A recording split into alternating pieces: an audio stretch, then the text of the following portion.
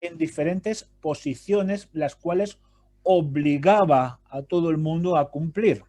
Estas posiciones se hacían por imposición, es decir, estaban obligados todo el mundo a acatarlas. Si tú te salías de esa imposición, ya eras perseguido. Estamos de acuerdo en que desde pronto el obispo de Roma empezó a tener un poder político y en el cual muchos nobles, muchos reyes, emperadores, estaban de parte de este poder y prestaban el ejército para que este poder papal hiciese lo que quisiese. Muy bien, todo esto va desarrollando en los concilios. ¿Qué son los concilios? Bueno, vamos a explicar un poquito lo que son. Los concilios eran asambleas de todos los obispos de todo el mundo que eran convocados por el Papa en una determinada ciudad. ¿Y por qué se convocaban? Bueno, se convocaban por varias razones. Primero, proclamar dogmas. ¿Qué eran los dogmas? Los dogmas eran los puntos esenciales y ciertos en religión que no se modifican y no se discuten. Es decir, cuando la Iglesia daba un dogma, ya nadie lo podía discutir. Era un dogma, era obligado cumplirlo. También modificaban la organización de la Iglesia. Podían nombrar cardenales, obispos, arzobispos, etcétera, a su antojo, siendo la cabeza importante o el jefe del concilio el Papa. Y también luchaban y combatían las herejías. En el momento que surgía un grupo que quería tener la verdad o quería demostrar la verdad, predicar la verdad, se hacía un concilio y se les declaraba herejes y se luchaba en contra de ellos. Bueno, vamos a ver algunos dogmas. Por ejemplo, estos dogmas fueron poniéndose poco a poco en varios concilios. La supremacía papal e infalibilidad del Papa en materia de fe. Especialmente, esta fue una de las primeras y eso fue una de las primeras que se empezó a luchar. Nadie creía que un ser humano pecador, podía ser supremo y podía ser infalible. Lógicamente, el único infalible es Cristo. También se enseñaba que el Papa es la cabeza visible y suprema de la Iglesia, instituido en su calidad de vicario de Cristo y sucesor directo de Pedro. Luego también se empezó a vender las indulgencias. ¿Qué eran las indulgencias? Bueno, era un papel que el Papa te firmaba por el cual se te perdonaba todo. Todos tus pecados quedaban perdonados. Tenías que pagar, lógicamente, y cuando tú pagabas, el Papa te firmaba la indulgencia plena, se llamaba indulgencia plenaria. Todos tus pecados eran perdonados y también todas las penitencias y todos los castigos que el sacerdote te podía imponer cuando te oía en confesión, te eran perdonados. También en la adoración a los santos y especialmente a la Virgen María. La Virgen María empezó luchando o empezó abogando por la Iglesia porque decían que María te podía librar del infierno. Era la única que te podía librar del infierno, por eso había que clamar a ella. También empezamos con la confesión con el sacerdote y comulgar. Así es como se tenía la indulgencia. Y cuando uno muere, los pecadores no confesos son enviados al infierno. Incluso llegó a haber un dogma que el Papa podía rescatar las almas del infierno. La penitencia y el perdón para el sacerdote, la misa a los difuntos y sobre todo que la tradición de la Iglesia estaba por encima de la palabra de Dios. Bueno, aquí tenemos los sucesivos cónclaves o concilios fueron aumentando el poder del Papa. Y bueno, voy a compartir con vosotros solamente algunas frases que están en la Iglesia católica y que se fueron votando en diferentes concilios. Por ejemplo, dice que el Papa, aun cuando fuese malo y reprobado, tiene potestad sobre la Iglesia de Cristo. Es decir, esto quiere decir que siendo Papa, aunque su comportamiento sea malo, aunque sea muy malo, sea una mala persona, aún así tiene potestad sobre la Iglesia. El Papa juzga, resuelve las dudas y hace todo lo demás como San Pedro. El Papa ha recibido de Dios el sacerdocio y la autoridad de San Pedro. El Papa es San Pedro, tiene la potestad de dirigir y apacentar a la Iglesia universal. La sumisión al Papa es de necesidad de salvación para toda criatura humana. Bueno, y hay algunas más interesantes. Hay alguna más que decía, por ejemplo, que el Papa era heredero de los apóstoles, era coheredero en el patriarcado de Abraham, era el nuevo Melquisedec, era por la autoridad que le daba la Iglesia el único que podía sentarse en la cátedra de Moisés, por jurisdicción era como el profeta Samuel, por el poder que se le otorgaba era como el apóstol Pedro, y sobre todo por la unción era igual a Cristo. Esto se dijo también en el Concilio Vaticano, que era el pastor del rebaño, cuando la palabra de Dios nos dice que el pastor de los pastores es Cristo Jesús. Bueno, y muchas más cosas que fueron diciendo. Pero ¿qué ocurría cuando todo esto estaba pasando? Cuando todo este poder estaba cada vez más en auge, que Dios tenía sus fieles portaantorchas en todo momento. Por ejemplo, uno de los primeros que quiso reformar la iglesia fue este hombre. Se llama Jovinian. Era un monje italiano que en el año 385 ya empezó a luchar. En primer lugar, él decía que la Virgen María no pudo seguir siendo virgen después de dar a luz a Jesús, entre otras cosas. Otras cosas también él decía que por qué el clero debía ser célibe, cuando teníamos en la palabra de Dios que por lo menos sabemos que el apóstol Pedro, pues aparece su suegra, por lo tanto se supone que estaba casado. Y bueno, y algunas cosas más. Estamos hablando, fijaros, del 385. Bueno, en el 393 este hombre fue considerado hereje y fue condenado por Roma. Un poquitín más tarde también surgió Arnaldo de Brescia. También era un monje italiano, el cual también quiso reformar la iglesia católica en el 1139. También fue condenado por hereje y fue expulsado de Roma. Y después tenemos, por ejemplo, los cátaros, los abigenses, etcétera, muchos más en los cuales querían ya reformar la iglesia sobre todo porque están en contra de un dogma, el dogma de la supremacía papal. Ellos pensaban que ningún ser humano podía ser infalible ni supremo. El único supremo infalible era Cristo Jesús. Bueno, ahora vamos a ver un momento de la historia importante. Ocurre una ruptura grande con el catolicismo. Para eso nos tenemos que concentrar aquí, en Gran Bretaña. Bueno, Gran Bretaña sabéis que está formada por tres países: Inglaterra, Escocia, Irlanda. Bueno, y aquí está Gales, el país de Gales, que también es esta parte que está aquí a la izquierda. No sé si veis el puntero, esta parte. Esto es Gales. Bueno, pero esto es Inglaterra, Escocia e Irlanda. Esto es muy interesante porque el Imperio Romano no pudo penetrar aquí en el norte, ¿vale? Llegó hasta aquí, más o menos, donde era la parte más al norte del Imperio Romano. Aquí hay un muro que se llama el muro de Adriano, que separaba el Imperio Romano de los imperios bárbaros. Pero ¿qué ocurrió? Debido a las persecuciones y debido a que el papado estaba subiendo y estaba luchando contra la herejía, muchos cristianos huyeron aquí, a Gran Bretaña. ¿Por qué huyeron aquí? Bueno, Gran Bretaña es una isla, no era muy fácil poder llegar a ella, no se puede llegar por tierra. Ahora se puede llegar por tierra y se puede, bueno, sabéis que han hecho un túnel y se puede llegar con avión, pero antiguamente se podía llegar por barco y eso era bastante controlado. Entonces, ¿qué ocurrió? Muchos de ellos se fueron aquí. Cuando el papado se interesó por Gran Bretaña, los cristianos puritanos, los cristianos primitivos que estaban aquí, ¿qué hicieron? Huyeron hacia Irlanda y hacia Escocia, ¿vale? Fueron dos sínodos que fueron hacia el norte porque eran tierras donde podían estar ocultos del poder de Roma. Pero ocurre algo muy interesante. Hay una unión de varias tribus bárbaras, ¿vale?, que deciden conquistar estas islas. Se llamaron los sajones, ¿vale?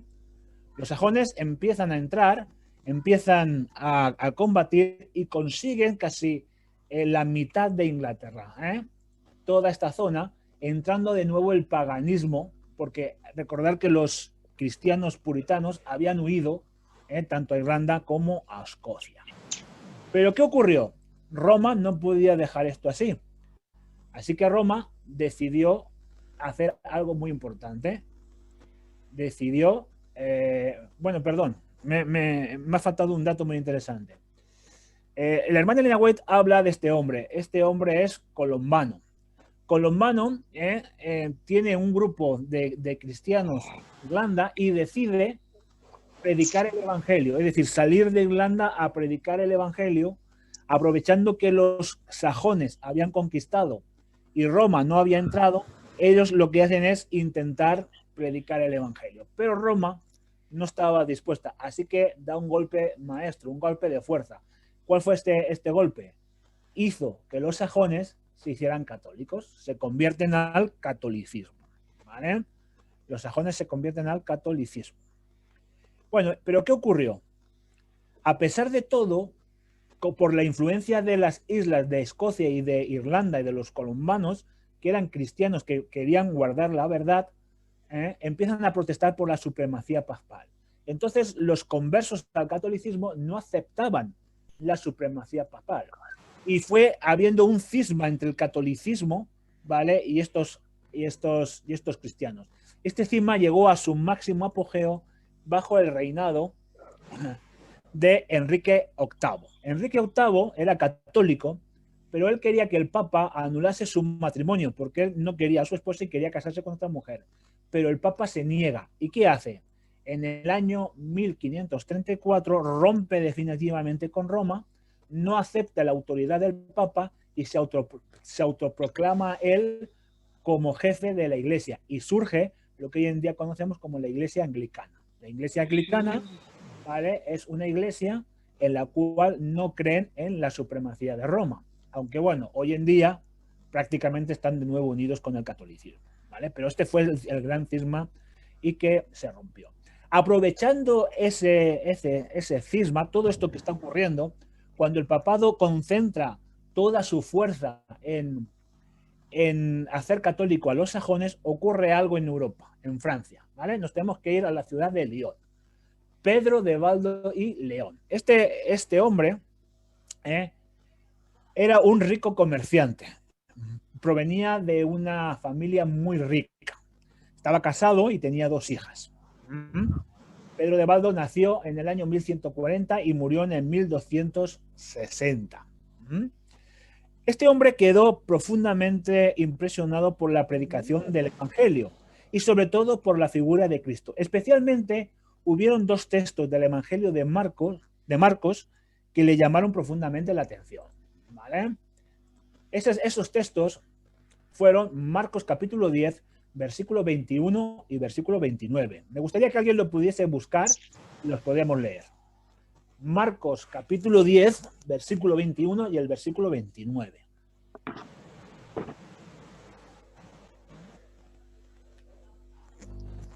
¿Quién lo tiene? Que lo lea.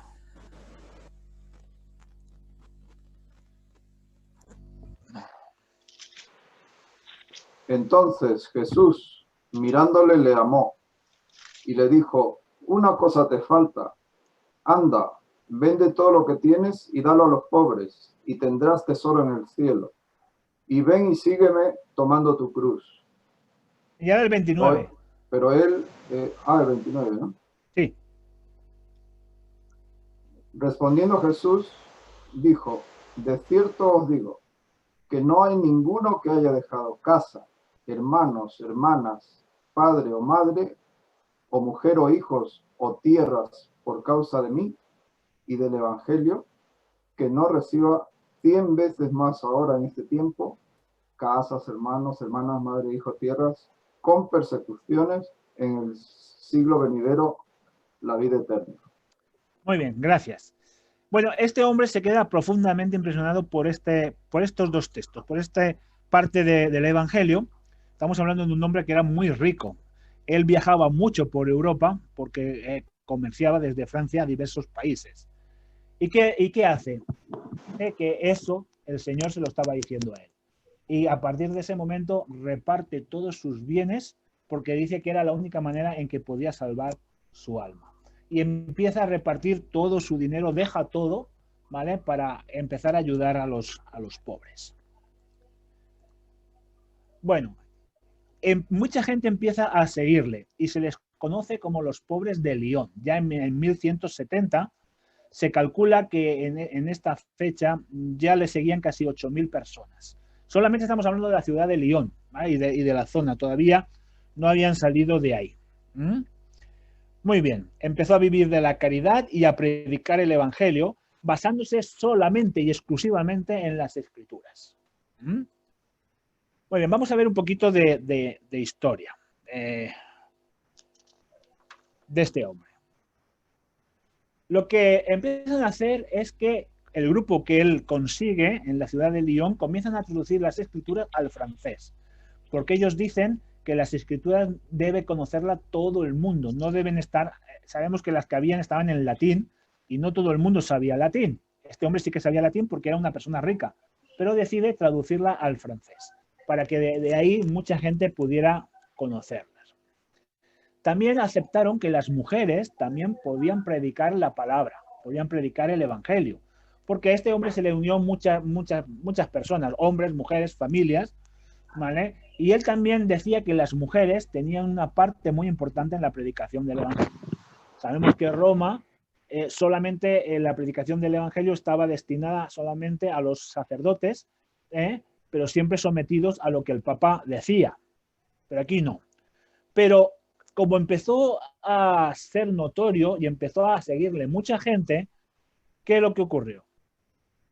Empezaron a oponerse a los sacerdotes y a los placeres y las riquezas del clero. Y esto fue lo que llamó la atención, especialmente primero del clero de Lyon, por lo cual empezaron ya a seguirlos y empezaron ya a espiarlo, a ver qué estaba pasando. El cisma fue grande. El arzobispo de Lyon, Guichard, decide expulsarlos de la ciudad en el año 1176. Lo llaman primero a Pedro Baldo para que él se retractase de todo lo que estaba diciendo, pero él se niega. Y entonces, ¿qué ocurre? Lo expulsan. En el 1176 es expulsado de la ciudad de Lyon. En 1179 se celebra en Roma el tercer concilio de Letrán para consagrar las victorias políticas del Papa Gregorio VII. Pedro Baldo y sus seguidores aprovechan diciendo, bueno, como hay un concilio en Roma donde va a estar el Papa, vamos a exponerle al Papa nuestro problema, que nos han expulsado de Lyon y quiero presentarle al Papa la traducción de las Escrituras en francés, en una lengua que no fuese en latín. Cuando él llega a Roma y pide audiencia con el Papa, se le concede. Cuando dice lo que él quería decir, el tribunal papal impone a Baldo obediencia y a sus seguidores. Y le dice, sí, te permitimos predicar, pero siempre sujeto al clero y a Roma. Tienes que seguir las instrucciones que nosotros te damos. Si no, tú no puedes predicar. ¿Qué es lo que hace? Pedro Baldo se rebela contra esto y decide romper totalmente con Roma. En Lyon se impone a Pedro Baldo y quiere presentar defensa de su fe ante el arzobispo y se le dice que tiene que tener sumisión al catolicismo. Tenía que ser pública y tenía que firmar un documento donde él se retractase de todo. Bueno, con las presiones que él recibe, firma este documento para que sus seguidores no fuesen acusados de hereje, pero él nunca se retractó de sus creencias, siguió predicando lo que él creía. Sencillamente, él firmó este documento para que las personas que lo estaban siguiendo no fuesen víctimas del odio de Roma. Ya el grupo había sido bastante más grande, porque cuando salieron de Lyon se fueron estableciendo en varios lugares y seguían predicando el Evangelio y cada vez más gente le iba siguiendo. Pedro Baldo no acepta nunca la imposición de Roma ni nunca se sometió al Papa. Él decía que él seguía solamente el Evangelio, la verdad y a Cristo. Bueno, en 1182 sus seguidores cambian el nombre. Ya no son los pobres de Lyon, sino que en honor a Pedro Baldo se llaman valdenses. Y en este año ya son acusados de herejía. Comienzan a ser perseguidos por Roma. Son obligados a huir de Francia. En 1883, Pedro Baldo es condenado y excomulgado por criticar la supremacía de Roma y muere en 1206. Cuando el grupo de los valdenses salen de Francia, salen en varias direcciones, ¿vale? pero el grupo más grande sale en dirección hacia Italia y se establece en una zona que se llama la zona del Piamonte, donde están los Alpes franceses. Si alguna vez vais a Italia, tenéis que ir ahí, porque es un sitio muy bonito. Yo no he estado, pero sí que he pasado. He estado de pasada, donde están las montañas y donde puedes visitar los pueblos valdenses. Se pueden visitar. Lo que pasa es que tienes que hacerlo con un guía, porque están muy metidos en los valles y en las montañas, y si no conoces te puedes perder. Pero también hubo un gran grupo que huyó hacia aquí, hacia España, a través de los Pirineos, porque luego más adelante salieron desde España hacia Sudamérica. Muy bien. Vamos a ver algunas cosas más. Los valdenses. Bueno, fueron acusados en todo momento. Y hemos dicho que en 1184 el Concilio de Verona declara a los valdenses como anatemas y malditos, por su pretensión de que las escrituras son la única regla de fe. No, ellos no creían en la tradición de la Iglesia, sino solamente en la escritura. Y empieza la persecución. Como hemos dicho, algunos se tienen que refugiar en los valles, en las montañas de los Alpes. ¿Por qué? Ahí viven cultivando la tierra, viven de lo que su trabajo les podía dar. Algunos son comerciantes, algunos son vendedores que iban a vender en ciertos mercados y así aprovechaban para poder predicar el Evangelio. Muy bien. Bueno, esto ya lo que hemos dicho, lo voy a pasar un poquito aquí. Bueno, ¿qué hacían? Ellos lo que hacían era, como vivían abrigados en las montañas, donde era muy difícil que los ejércitos pudieran subir, traducían las escrituras enteras o por porciones al idioma que el pueblo podía entender. Como este grupo ya era muy grande, ya se estaba traduciendo la Biblia en francés y en italiano, porque cuando llegan al Piamonte, a las zonas del Piamonte, muchas personas también se adhieren al movimiento valdense. Tenían un sistema de enseñanza para los jóvenes y los preparaban como misioneros. Cuando los jóvenes tenían que ir a las escuelas o a las universidades, los preparaban para que pudiesen predicar el Evangelio. Incluso llegaron a tener un catecismo valdense en el que enseñaban las escrituras. Algo así muy parecido como nuestra escuela sabática, ¿vale? Pero en vez de hacerlo cada 3 meses, pues lo hacían de mucho más tiempo. Lo iban haciendo poco a poco, donde iban apuntando todo lo que ellos encontraban en las escrituras. Incluso llegaron a hacer un pequeño comentario de la Biblia. Eran hombres y mujeres artesanos y bohemios que se movían y vendían por todos los mercados.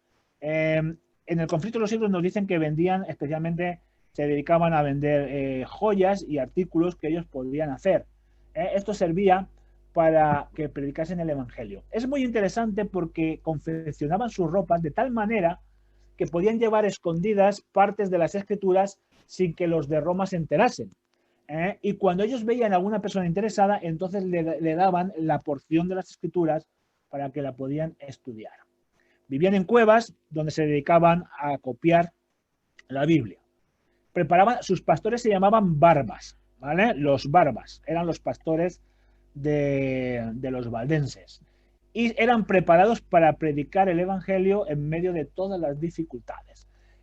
Atendían sus iglesias, porque luego fueron poniendo iglesias a través del Piamonte, de los pueblos del Piamonte. Hoy en día, en algunas zonas del Piamonte hay iglesias valdenses que se pueden ver, eran iglesias muy sencillas donde se reunían y los pastores tenían sus iglesias, atendían las iglesias y también pues predicaban el Evangelio. Esa es una de las cosas que hacían. Ahora bien, ¿qué ocurría con Roma? Roma no podía estarse quieta, porque como este movimiento iba creciendo, Roma seguía persiguiéndoles.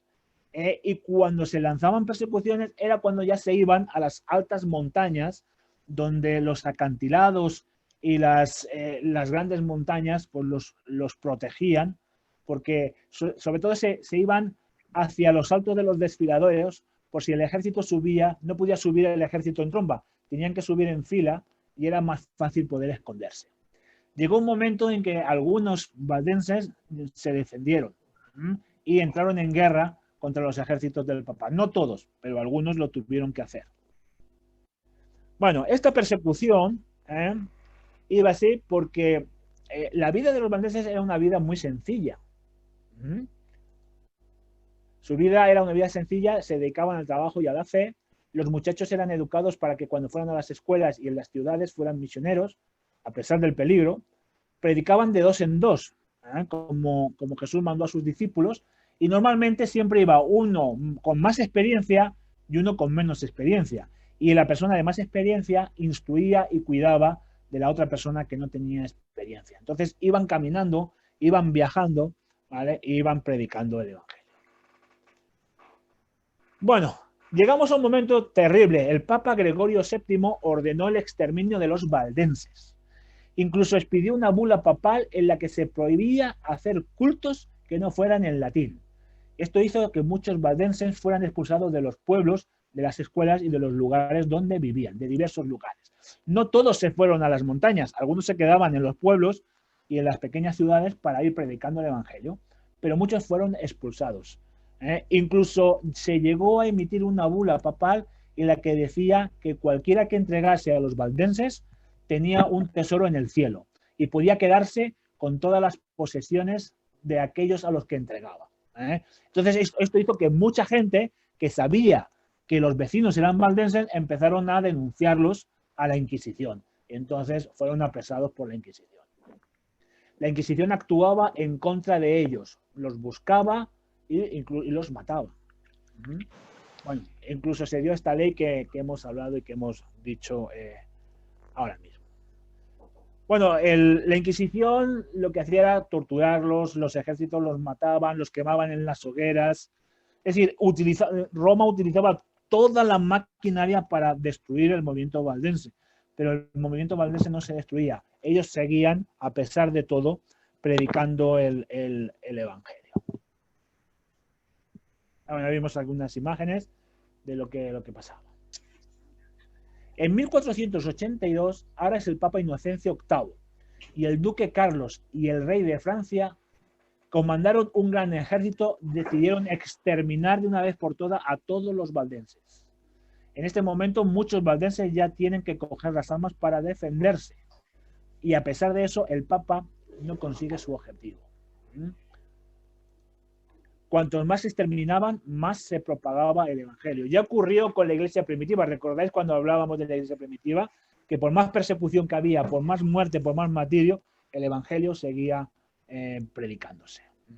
Los valdenses entraron en contacto con grupos con cátaros, albigenses, que luego ya vamos a ver en capítulos del conflicto más adelante, como también son exterminados por Roma. Llegó un momento en que cogían a los niños y los despeñaban. El ejército papal despeñaba a los niños por las montañas para que muriesen por los golpes. Y cualquiera que mataba a un valdense, según el Papa, Dios lo iba a recompensar.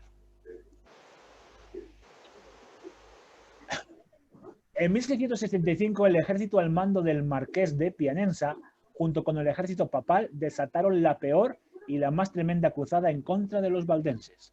Aquí es cuando ya muchos tienen que coger barcos y emigrar hacia América, especialmente hacia Sudamérica. Hoy en día hay una colonia valdense muy importante en Argentina, por ejemplo, y en algunos otros lugares también, Estados Unidos, también quedan algunos, porque ya era la masacre. Esto fue tremendo, fue una masacre tremenda donde el Papa Gregorio VIII quería exterminar por completo a los valdenses. Sus casas fueron incendiadas, fueron llevados a prisión, juzgados y condenados a muerte, a galeras por la Inquisición. Se calcula que más de 14.000 valdenses fueron hechos prisioneros y más de 3.000 niños fueron obligados a aceptar la religión católica. Fue impuesto. Roma imponía su yugo, su poder. Muchos deben huir por la persecución en barcos con otros protestantes. Sabemos que a partir de cierta fecha, ya cuando se descubre América, muchos cristianos huyen de las persecuciones papales y se van al desierto, a la tierra que se había descubierto. Son los primeros pioneros que se establecen en toda la zona de América. Sobre todo los valdenses se van más hacia Sudamérica y hacia Argentina. En 1848 fueron declarados libres de ejercer su religión, siendo un grupo protestante más que guardaba el sábado. De hecho, durante todo el periodo valdense guardaron el sábado durante más de 1000 años, eso nos lo dice el capítulo del conflicto de los siglos, Y en 1530 aceptaron ser parte de la Reforma protestante, abrazaron y aceptaron la Reforma. Bueno, ¿cuál es el mejor invento que se ha hecho? Alguno puede decir, el coche, tal. Para mí el mejor invento fue la imprenta. Eso ha sido el mejor invento que se ha hecho. ¿Por qué? Porque cuando se inventó la imprenta, hizo que mucho pensamiento se pudiera escribir y muchas ideas, sobre todo las ideas de la Reforma, pudieran expresarse mucho más rápidamente. ¿De acuerdo? Y esto hizo que lo que Roma quería exterminar, como los valdenses, por ejemplo, que llevaban partes de las... aunque ellos lo hacían a mano, pero luego muchos reformadores empezaron a circular sus libros y sus ideas que inundaron toda Europa. La luz se estaba extendiendo cada vez más. Muy bien, ¿qué debemos de aprender de todo esto? ¿Qué enseñanza podemos sacar del capítulo que hemos visto hoy? Bueno, los valdenses en el año 1929 se unen con los metodistas, ¿vale? Pero el Papa Francisco les ha pedido perdón por ese exterminio y ya los valdenses y los metodistas, ¿vale? En 2012 ya se unen al movimiento ecuménico con la Iglesia Católica. Pero todavía hay valdenses que guardan el sábado. No todos han aceptado el ecumenismo, pero hay grupos, igual que hay bautistas que guardan el sábado. Pues, con ellos pasa igual. Aprendemos que a pesar de que Roma intentó callar la voz del Evangelio, no pudo. Porque siempre que Satanás ha intentado destruir la palabra de Dios, Dios ha levantado un pueblo que a pesar de las dificultades, persecuciones, amenazas de muerte, a pesar de todo esto, ¿verdad?, ha ido extendiendo el Evangelio. Hay un símil muy, muy interesante. Dicen que durante la Edad Media, las hogueras donde se quemaban a los herejes iluminaron toda Europa.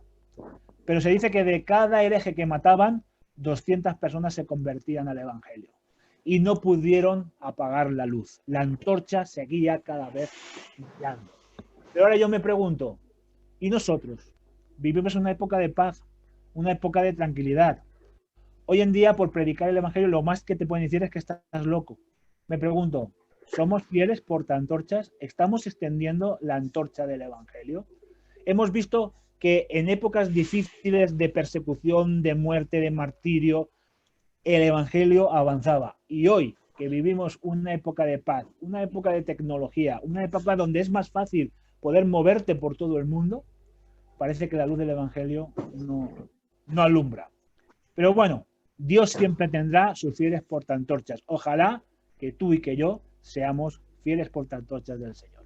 Que el Señor os bendiga mucho y que el Señor os acompañe. Si alguno quiere más información de los valdenses, que me la pida porque yo tengo mucha, ¿vale? Así que le puedo enviar, muchísima. Hay mucho más, pero yo no me he querido extender mucho, sino que me he centrado más en lo que la hermana Elena White decía, aunque lo he querido ampliar un poquito, pero es muy interesante. Así que, bueno, que esto nos sirva para ver que nosotros debemos de ser también fieles portaantorchas y que debemos llevar la luz del Evangelio allá por donde vayamos.